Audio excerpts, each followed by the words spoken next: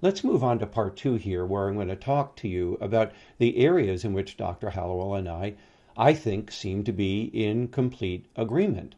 First of all, Dr. Hallowell, views ADHD as not being taken as seriously as it should be by the public and the government, as well as educational and mental health services. That is to say that we think that much more needs to be done with regard to awareness of ADHD, with regard to services for ADHD, and other things that are provided to people, whether they are entitlements, whether they're forms of support, but more importantly, treatment and access to treatment for children and adults with ADHD. So he and I continue to agree on the need for greater public awareness, greater government awareness, and by other institutions with regard to the nature of ADHD and the impairments that it produces in individuals.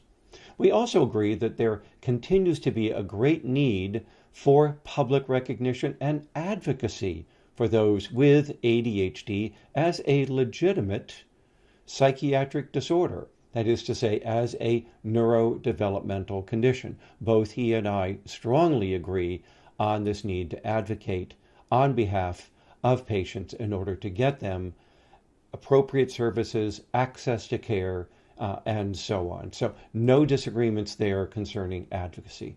We both believe that ADHD is a developmental disorder, specifically a neurodevelopmental disorder, and that it's not a psychopathology as, say, would be represented by schizophrenia or psychosis. What's the difference? Neurodevelopmental disorders represent the extreme ends of normal or typical distributions of traits within the population.